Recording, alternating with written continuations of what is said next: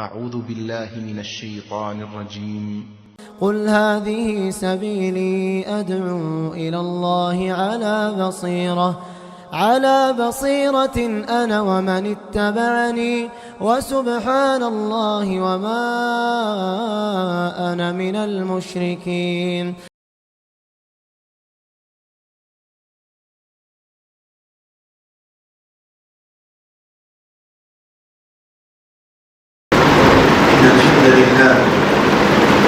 نحمده ونستعينه ونستغفره ونؤمن به ونتوكل عليه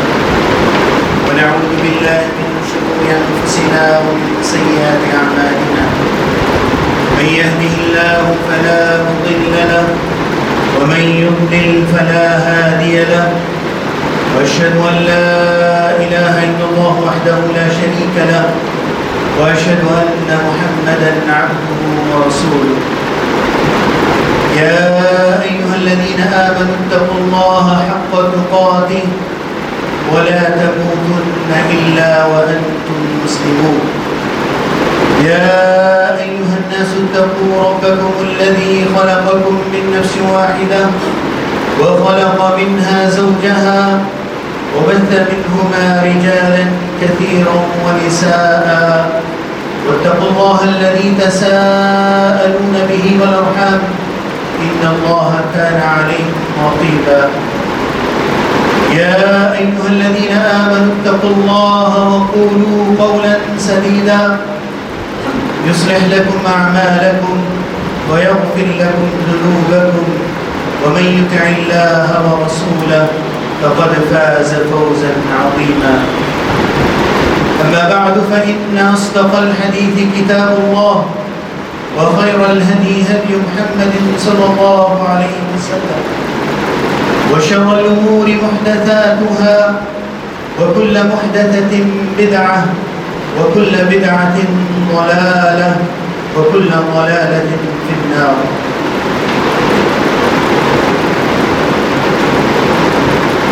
تمام تعریفیں اللہ رب العالمین کے لیے. اللہ ہی کی ہم تعریف کرتے ہیں, اسی سے مغفرت طلب کرتے ہیں, اسی کی پناہ ہم چاہتے ہیں ہمارے نفس کی برائیوں سے اور ہمارے اعمال کی برائیوں سے. میں گواہی دیتا ہوں کہ اللہ رب العالمین کے علاوہ کوئی عبادت کے لائق نہیں, اور میں گواہی دیتا ہوں کہ محمد صلی اللہ علیہ وسلم اللہ رب العزت کے آخری رسول ہیں. بے شک سب سے سچی بات اللہ کی کتاب اور سب سے بہترین چیز اللہ کے رسول صلی اللہ علیہ وسلم کا بتایا ہوا طریقہ. اللہ کے رسول صلی اللہ علیہ وسلم سے ہٹ کر جو بھی چیزیں ہیں وہ بدعت ہیں, اور ہر بدعت گمراہی ہے, اور ہر گمراہی جہنم کی طرف لے جاتی ہے.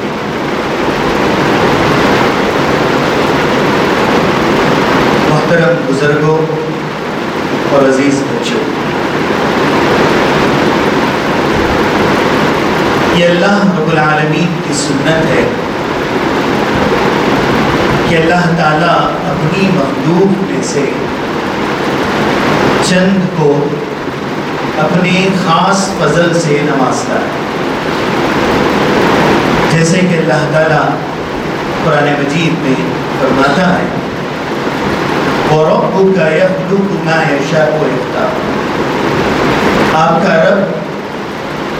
جو چاہے پیدا کرتا ہے اور جس کو چاہے اپنی مخلوق میں سے چن لیتا ہے. انسانوں میں سے اللہ تعالیٰ نے انبیاء کو چنا, دنوں میں سے اللہ تعالیٰ نے عید کے دن کو چنا, عرفات کے دن کو چنا, اور اسی طرح راتوں میں اللہ تعالیٰ نے لیلۃ القدر کو چنا، مہینوں میں اللہ تعالیٰ نے رمضان کے مہینے کو چنا۔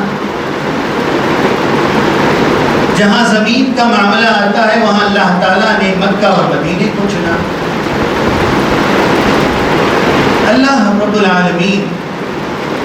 اپنے مکمل علم اور اپنی مکمل حکمت کی بنیاد پر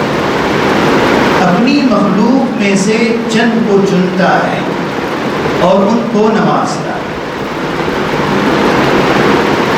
اور جب اللہ تعالیٰ کسی کو چنتا ہے اور اس کو نوازتا ہے اور اس کی فضیلت کو بیان کرتا ہے تو پھر مومن کو اس میں اللہ تعالیٰ آزماتا ہے کہ مومن اللہ کی چنی ہوئی چیزوں سے کتنی محبت کرتا ہے، کتنی اس کی تعظیم کرتا ہے، کتنا اس کا لحاظ رکھتا ہے، کیونکہ وہ اللہ کی خاص چنی ہوئی چیز ہے۔ تو اسی طرح اللہ رب العالمین کی چنندہ مہینوں میں جس کا ذکر اللہ تعالیٰ قرآن مجید میں فرماتے ہیں ان عدت الشہور عند اللہ 12 شہرا فی کتاب اللہ یوم خلق السماوات والارض منها 4 حرم۔ اللہ تعالیٰ فرماتے ہیں کہ جب سے اللہ نے آسمان و زمین کو پیدا کیا ہے اس وقت سے سال کے 12 مہینے اللہ تعالیٰ نے بنائے، اور ان 12 مہینوں میں اللہ تعالیٰ نے 4 مہینوں کو خاص حرمت بخشی ہے، خاص عزت بخشی ہے۔ وہ 4 مہینے کون سے ہیں؟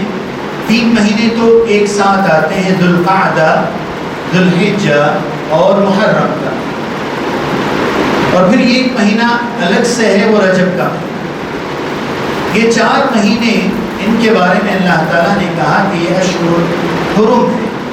یعنی حرمت والے مہینے ہیں، ان کی خاص عزت ہے اللہ رب العالمین کے پاس۔ تو یہ 3 مہینے جن کی خاص عزت ہے، ذوالقعدہ، ذوالحجہ اور محرم۔ ذوالقعدہ اور ذوالحجہ سے ابھی ہم گزر کر محرم کے مہینے میں داخل ہوئے۔ ان کی عزت اللہ تعالیٰ نے حج کی وجہ سے رکھی۔ ذوالقعدہ میں لوگ حج کے لیے روانہ ہوتے ہیں، ذوالحجہ میں حج کرتے ہیں، اور پھر محرم تک واپس پہنچتے ہیں جا کے۔ تو حج کی خاطر، ایک عظیم عبادت کی خاطر اللہ تعالیٰ نے ان تینوں مہینوں کو حرمت بخشی۔ اب اس مہینے کی، محرم کے مہینے کی کیا خاص فضیلت ہے؟ اس کی فضیلت کے لیے یہ بات کافی ہے جو کسی اور مہینے کے بارے میں اللہ تعالیٰ نے نہیں بتائی۔ اللہ کے رسول صلی اللہ علیہ وسلم نے فرمایا کہ رمضان کے مہینے کے روزوں کے بعد سب سے افضل روزے وہ اللہ کے مہینے محرم کے۔ تو اس مہینے کو اللہ تعالیٰ نے اپنا مہینہ کہا، شہر اللہ کہا۔ اللہ کے رسول صلی اللہ علیہ وسلم نے اس کو اللہ کا مہینہ بتایا۔ سارے مہینے اللہ کے ہیں، لیکن جب کسی چیز کی نسبت اللہ کی طرف ہو جاتی ہے تو اس کی عزت اور حرمت بڑھ جاتی ہے۔ ایک مومن جو اللہ تعالیٰ سے محبت کرتا ہے وہ ہر چیز سے بے انتہا محبت کرنا چاہتا ہے جو اللہ سے جڑ جاتی ہے۔ جیسے کتاب اللہ ہے، اللہ کی کتاب، رسول اللہ ہے، اللہ کا رسول، بیت اللہ ہے، اللہ کا گھر، مسجد ہے جو اللہ کے عبادت کا گھر ہے۔ تو جو بھی چیز اللہ رب العالمین کے نام سے جڑ جاتی ہے، جس چیز کو بھی اللہ تعالیٰ نے خاص فضیلت دی ہے، ایک مومن اس مہینے کے بارے میں بے تاب رہتا ہے کہ اس مہینے کے بارے میں مجھے اور کچھ جاننا ہے، اور کچھ معلوم کرنا ہے، تاکہ اس خاص مہینے کو میں ویسی عزت دوں جیسے اللہ تعالیٰ چاہتے ہیں۔ اس خاص مہینے میں میں اللہ کی ایسی اطاعت کروں جس سے میرا رب اس سے راضی ہو جائے۔ تو اس مہینے کی کوئی خاص عبادت، کوئی خاص بات ایسی کہ اس مہینے میں فلاں چیز کو کرنا ہے، ایسی کوئی بات اللہ کے رسول صلی اللہ علیہ وسلم نے نہیں بتائی ہے، سوائے اس کے کہ جیسے اللہ کے رسول صلی اللہ علیہ وسلم نے فرمایا کہ یہ اللہ کا مہینہ ہے اور رمضان کے بعد سب سے افضل ترین روزے محرم کے مہینے کے روزے۔ تو ہم یہ کہہ سکتے ہیں اس حدیث کی بنیاد پر کہ اس مہینے کا سب سے افضل ترین عمل جو ہے وہ اس مہینے میں زیادہ سے زیادہ روزے رکھنا، اور اس کے علاوہ چونکہ یہ حرمت والا مہینہ ہے، جو بھی عبادت بطور بدعت نہیں، بطور رسم و رواج کے نہیں، بلکہ قرآن کی تلاوت کرنا، صدقہ و خیرات کرنا، نفل نمازوں کا، عبادات کا لحاظ رکھنا، اللہ کا ذکر زیادہ سے زیادہ کرنا، دعائیں مانگنا، یہ ساری عبادتیں جو اللہ کے رسول صلی اللہ علیہ وسلم کی طرف سے ثابت ہیں، یہ ساری عبادتیں ان مہینوں میں کرنا اور یہ سوچنا کہ میں اس مہینے کی کچھ زیادہ عزت، کچھ تعظیم اس مہینے کی میں کر کے اللہ تعالیٰ سے قربت حاصل کرنا چاہتا ہوں، انشاءاللہ یہ سب سے زیادہ اور افضل ترین عمل ہوگا اس مہینے میں۔ اس کے علاوہ اس مہینے میں عاشورہ یعنی 10ویں محرم، اس کی فضیلت آئی ہے، اس کے بارے میں اللہ کے رسول صلی اللہ علیہ وسلم نے تاکید کی ہے کہ 10 محرم کا روزہ رکھا جائے، اور اللہ کے رسول صلی اللہ علیہ وسلم صحابہ کو اس کی تاکید کرتے تھے، اور صحابہ اس کا باقاعدہ اہتمام کرتے تھے، اور پھر اپنے بچوں کو بھی اس دن روزہ رکھوایا۔ تو 10ویں محرم کا روزہ، اب سوال یہ ہے کہ 10ویں محرم کو کیا ہوا تھا، کس لیے اس دن کا روزہ، اس کی کیا فضیلت ہے؟ حدیث میں آتا ہے کہ اللہ کے رسول صلی اللہ علیہ وسلم ہجرت سے پہلے بھی، مدینہ آنے سے پہلے بھی مکے میں اللہ کے رسول صلی اللہ علیہ وسلم 10 محرم کو روزہ رکھا، اور یہ مکے کا کلچر بھی تھا، قریش بھی اسلام سے پہلے محرم کی 10ویں تاریخ کو روزہ رکھا۔ لیکن جب رمضان کے روزے فرض ہوئے تو اللہ کے رسول صلی اللہ علیہ وسلم نے 10ویں محرم یعنی عاشورے کے روزے کو اللہ کے رسول صلی اللہ علیہ وسلم نے صحابہ کو اختیار دے دیا کہ چاہے اس کو رکھیں یا نہ رکھیں۔ لیکن بعد میں چل کر اللہ کے رسول صلی اللہ علیہ وسلم کے آخری زمانے میں جب اللہ کے رسول صلی اللہ علیہ وسلم کو یہ معلوم ہوا کہ 10 محرم کو مدینے میں جو یہودی بستے ہیں وہ 10 محرم کو روزہ رکھتے ہیں، اور ایک روایت میں آتا ہے کہ 10 محرم کو عید مناتے ہیں، اس دن نیا لباس پہنتے ہیں، عطر لگاتے ہیں، سرما لگاتے ہیں، اور پھر اچھا کھانا پکانا ہوتا ہے، اچھا لباس پہنتے ہیں، عید مناتے ہیں 10 محرم۔ تو جب اللہ کے رسول صلی اللہ علیہ وسلم کو یہ بات معلوم ہوئی، اللہ کے رسول صلی اللہ علیہ وسلم نے پوچھا کہ یہ اس 10 محرم کا خاص اہتمام کیوں کرتے ہیں؟ تو یہودیوں نے بتایا کہ ایک عظیم دن ہے ہماری تاریخ میں، اس دن اللہ تعالیٰ نے موسیٰ علیہ السلام کو فرعون سے نجات دی تھی، سمندر کو پھاڑا تھا اور اس میں سے راستہ بنایا تھا موسیٰ علیہ السلام کے لیے، اور فرعون کو اس میں غرق کیا۔ تو اس لیے موسیٰ علیہ السلام اس دن، یہ بڑا دن ہے جس دن اللہ تعالیٰ نے انہیں نجات دی، یہ سوچ کر اور پھر اللہ کا شکر ادا کرتے ہوئے اس دن روزہ رکھا کرتے تھے، اس لیے ہم اس دن کی تعظیم کرتے ہیں۔ تو اللہ کے رسول صلی اللہ علیہ وسلم نے کہا کہ ہم اس بات کا زیادہ حق رکھتے ہیں کہ ہم موسیٰ علیہ السلام کی سنت پر عمل کریں، اللہ کا شکر بجا لاتے ہوئے ہم اس دن روزہ رکھیں، اس کا حق ہم زیادہ رکھتے ہیں۔ تو اللہ کے رسول صلی اللہ علیہ وسلم نے اس دن کا روزہ رکھا اور صحابہ کو کھلایا، اور یہ کہا کہ اگر میں اگلے سال زندہ رہوں گا تو میں 9 تاریخ کو بھی روزہ رکھوں گا، یہود کی مخالفت کرتے ہوئے۔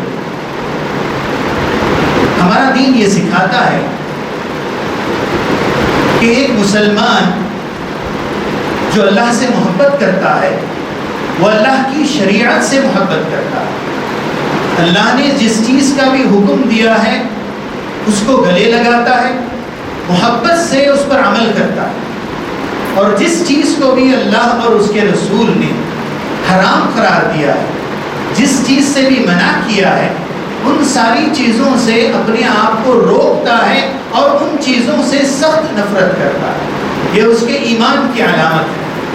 تو ہمارے رسول صلی اللہ علیہ وسلم نے ہمیں یہ سکھایا ہے کہ جو غیر مسلم ہیں اور ان کی جو عبادتیں اور ان کی جو رسم و رواج ہیں اس میں شرک کی بو آتی ہے، وہ اللہ کے بتائے ہوئے طریقے سے ہٹ کر ہوتا ہے، اور اللہ تعالیٰ کی ناپسندیدہ چیزیں ہوتی ہیں، کیونکہ وہ خود کی ایجاد کی ہوئی چیزیں ہیں یا ان کی من گھڑت اپنے سے بنائی ہوئی رسم و رواج ہیں جس کو وہ عبادت سمجھ کر کرتے ہیں۔ تو ایک مومن کو غیر مسلم جو تہذیب و تمدن ہے، جو رسم و رواج ہیں، جو عبادات ہیں ان کے اندر، اس کی مخالفت کرنی چاہیے، الا یہ کہ اگر کسی چیز کے بارے میں ہماری شریعت نے ہمیں اجازت دی، تو یہاں اللہ کے رسول صلی اللہ علیہ وسلم نے ہمیں اجازت دی ہے کہ ہم اس دن روزہ رکھیں، کیونکہ موسیٰ علیہ السلام روزہ رکھتے تھے، اور ہمیں اللہ کے رسول صلی اللہ علیہ وسلم نے یہ بھی کہا کہ یہود سے مخالفت کرنے کے لیے ایک دن زائد روزہ رکھیں، یعنی 9 ذی الحجہ کو بھی، 9 محرم کو بھی روزہ رکھیں، تاکہ ہم یہود سے آگے بڑھ کر اللہ کا شکر ادا کریں اس دن کے معاملے۔ اس کے علاوہ جو چیزیں ہیں کہ اس دن کو عید سمجھنا، اس دن کو ایک سیلیبریشن کی طرح منانا، نئے کپڑے پہننا، اچھا کھانا پینا بنانا، تو یہ شریعت میں اس کی اجازت نہیں، بلکہ اس کی مخالفت کرنا یہ شریعت۔ جیسے کہ ہر خطبے میں یہ بات پڑھی جاتی ہے کہ ہر بدعت گمراہی ہے اور ہر گمراہی جہنم کی طرف لے جاتی ہے۔ تو جو بھی چیز ہمارے دین میں نہیں ہے، نہ ہمارے رسول نے کیا نہ ہمارے صحابہ نے کیا، ایسی چیز کو دین سمجھ کر، عبادت سمجھ کر ان چیزوں کو کرنا بدعت ہے، اور یہ صرف انسان کو جہنم کی طرف لے جا سکتا ہے۔ اس کے برخلاف بدعت کو چھوڑنا گویا کہ ایک سنت کے خلاف چیز کو مارنا ہے، اور پھر اس کے مقابلے میں سنت کو اپنانا سنت کو زندہ کرنے کے برابر۔ سبحان اللہ، یہ بہت بہت بڑی نیکی کا کام ہے، اور اللہ رب العالمین کے نزدیک ایک بہت ہی بڑا عمل ہے کہ ایک انسان کسی چیز میں مبتلا ہے، اس کے ماں باپ، اس کے باپ دادا وہ چیز کرتے آ رہے ہیں، اور اس کا رواج اس کی سوسائٹی میں پایا جا رہا ہے، لیکن جیسے ہی اس کو معلوم ہوتا ہے کہ یہ میرے رسول کا طریقہ نہیں ہے، یہ اللہ کی بتائی ہوئی بات نہیں ہے، تو وہ اس چیز کو چھوڑتا ہے،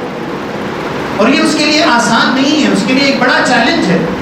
اس کے باوجود اللہ کی خاطر وہ اس کو چھوڑتا ہے، اور جو سنت ہے اس کو اپنانے کی کوشش کرتا ہے،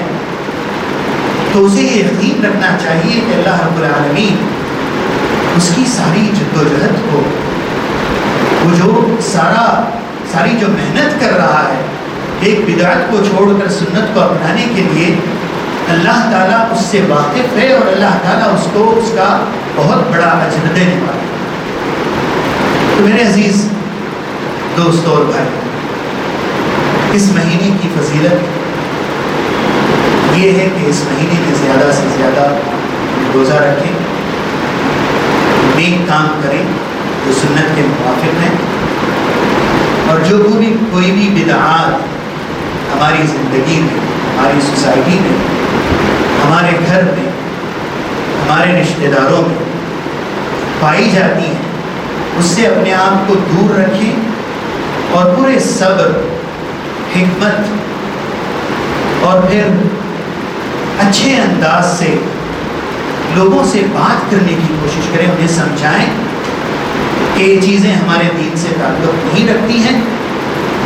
ان کو چھوڑنا کرنے سے زیادہ افضل ہے۔ اللہ رب العالمین سے دعا ہے کہ اللہ تعالیٰ ہمیں اللہ تعالیٰ کے تمام احکام کی تعظیم،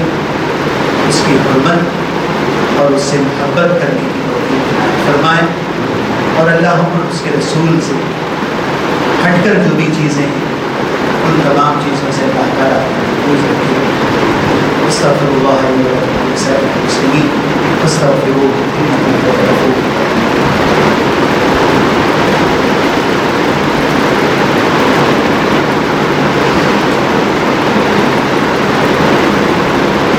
الحمد للہ رب العالمین، والصلاة والسلام علی سید الانبیاء والمرسلین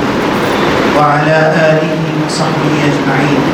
ومن تبعهم بإحسان إلى يوم الدین، اما بعد۔ اس مہینے کے متعلق جو باتیں ہمارے سامنے ہیں، ان باتوں سے ہمیں کیا سبق ملنا چاہیے؟ سب سے پہلا سبق یہ ہے کہ مومن کو ہر اس چیز سے محبت، بے انتہا محبت کرنی چاہیے جس سے اللہ تعالیٰ محبت کرے۔ دوسری بات یہ ہے کہ جو بھی چیزیں اللہ اور اس کے رسول کو ناپسند ہیں، ایک مومن کو اس سے بے انتہا نفرت کرنی چاہیے۔ تیسری بات یہ ہے کہ جو بھی چیزیں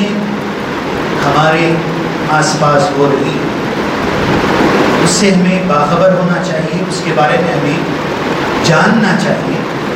کہ کیا صحیح ہے اور کیا غلط ہے، اور اپنے آپ کو کیسے غلط سے دور رکھیں، یہ بہت ضروری ہے۔ اس مہینے میں جو بری چیزیں ہوتی ہیں، جو بدعات ہوتی ہیں، اس میں کچھ چیزیں اس کا تعلق ہمارے عقیدے سے، اور عقیدے میں بگاڑ کا مطلب یہ ہے کہ انسان جنت سے ہاتھوں بیٹھ سکتا ہے اور جہنم کا مستحق بن سکتا ہے۔ مثال کے طور پر یہ سمجھنا کہ محرم کا مہینہ ایک منحوس مہینہ، اس میں کوئی اچھا کام نہیں ہونا چاہیے، شادی بیاہ نہیں ہونا چاہیے، سبحان اللہ، ہمارا دین اس کی اجازت نہیں دیتا۔ ہمارا دین ایک مثبت دین ہے۔ ہمارا دین صرف یہ سکھاتا ہے کہ ہم کسی چیز سے نیک فال لے سکتے ہیں، کوئی اچھی چیز، کوئی پازیٹیو بات ہم لوگ سوچ سکتے ہیں کسی کے بارے میں، لیکن نیگیٹیوٹی جو ہے، منفی سوچ جو ہے، اس کی اجازت ہمارا دین کبھی نہیں۔ اسلام کے اندر نہ کوئی دن، نہ کوئی مہینہ، نہ کوئی گھڑی منحوس ہے، صرف اچھے دن، اچھی گھڑی، اچھے مہینے الحمدللہ ہمارے دین میں۔ تو ایسی کوئی سوچ کہ کوئی چیز بری ہے، غلط ہے، منحوس ہے، اس کا تعلق ہمارے عقیدے سے ہے، اس قسم کی کوئی بات ہمارے سامنے آئے تو ہمیں سختی سے اس کا مقابلہ کرنا چاہیے اور اس کو روکنا چاہیے۔ دوسری جو بات اس مہینے میں ہوتی ہے وہ یہ کہ اللہ کے رسول صلی اللہ علیہ وسلم کے نواسے حسین رضی اللہ عنہ کی شہادت اس مہینے میں، اور پھر اسی غرض سے اس مہینے کو منحوس سمجھا جاتا ہے، اور پھر اس مہینے میں لوگ عجیب عجیب رسم و رواج کرتے ہیں اور ماتم اللہ تعالیٰ نے جہاں ان 4 مہینوں کی حرمت بیان کی ہے قرآن میں، بیان کرنے کے بعد اللہ تعالیٰ فرماتے ہیں فَلَا تَظْلِمُوا فِيهِنَّ أَنفُسَكُمْ، اپنے آپ پر ان مہینوں میں ظلم نہ کرو، کوئی ایسی چیز نہ کرو جس کی وجہ سے تم اپنے آپ پر ظلم کر رہے ہو یا آپس میں ایک دوسرے پر ظلم نہ کرو۔ سبحان اللہ، ایک تو یہ کہ انسان کو غم میں رہنا بہت دیر تک، اور پھر جو غم کے حادثات ہوئے ہیں اس کی زندگی میں ان کو یاد رکھنا، ان کو بار بار دہرانا، اس کی اجازت اسلام نہیں دیتا۔ اسلام جو زیادہ سے زیادہ کسی کے مرنے پر سوگ منانے کی اجازت تو جو دیتا ہے وہ بھی لمیٹڈ انداز میں، صرف 3 دن، اس سے زیادہ کی اجازت اسلام سوگ منانے کی کسی کو نہیں دیتا۔ تو یہ سارا ڈرامہ جو ہوتا ہے، حسین رضی اللہ عنہ کی شہادت کو یاد کرنا اور پھر من گھڑت کہانیاں اس دن ذکر کرنا، اور پھر غلط قسم کے رسم و رواج جو اسلامی تعلیمات سے بالکل مخالف ہیں، ان چیزوں کو عام کرنا، ان چیزوں کا ساتھ دینا، یہ ساری چیزیں غلط ہیں۔ ان ساری چیزوں کے پیچھے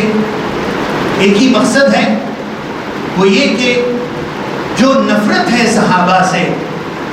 جو نفرت ہے مسلمانوں میں آپس میں ایک دوسرے کے درمیان، اس نفرت کو زندہ رکھا جائے۔ سبحان اللہ،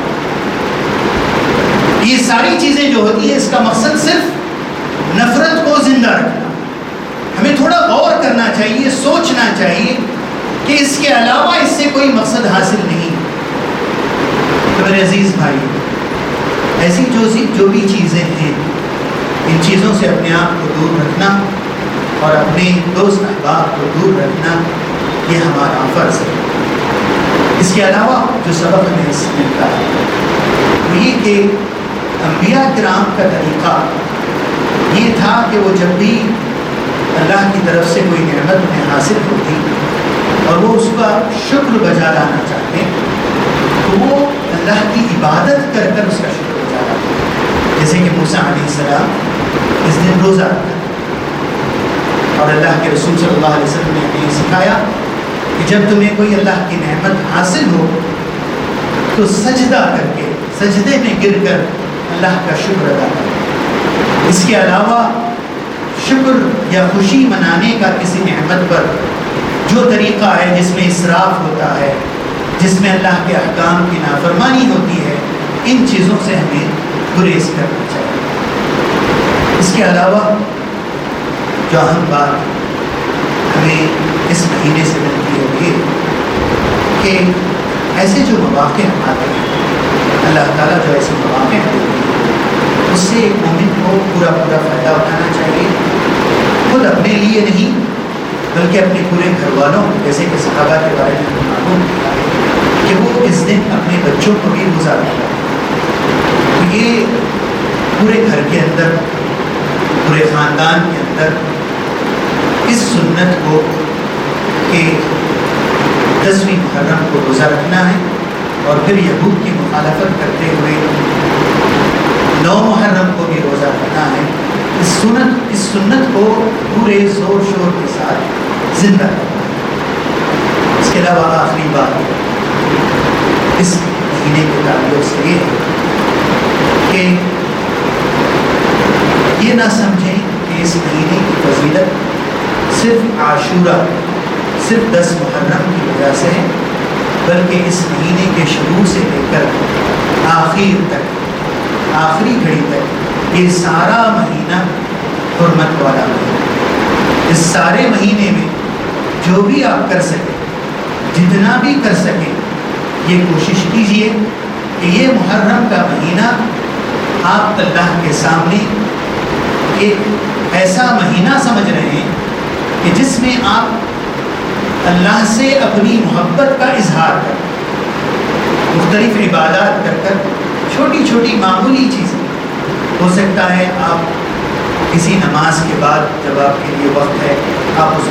وقت بیٹھ کر قرآن مجید کی تلاوت کر لیں، کچھ خاص اذکار کا اہتمام کریں، تسبیح، تکبیر، تحلیل، جو بھی چھوٹی موٹی چیزیں آپ کر سکتے ہیں ان چیزوں کو یہ سمجھ کر کرنا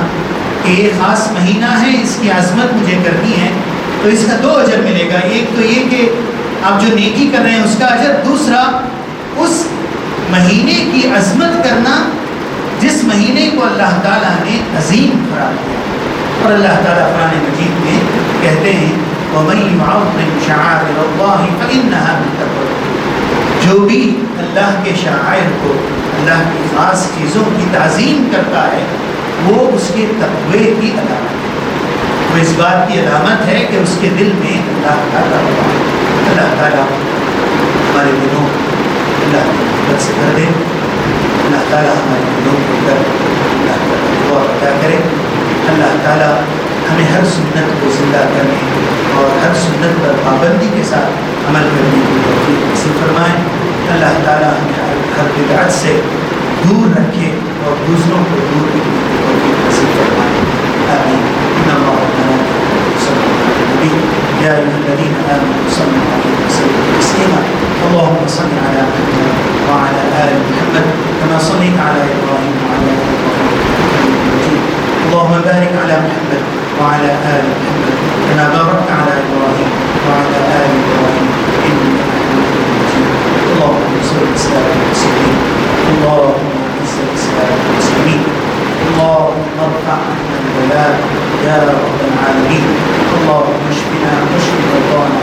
يا أرحم الراحمين. اللهم اغفر لنا ولموتانا ولموتى المسلمين يا ذا الجلال والإكرام. إن الله يأمر بالعدل والإحسان وإيتاء ذي القربى وينهى عن الفحشاء والمنكر والبغي يعظكم لعلكم تذكرون. اذكروا الله تعالى يذكركم وادعوه يستجب لكم ولذكر الله أكبر. والله يعلم ما تصنعون.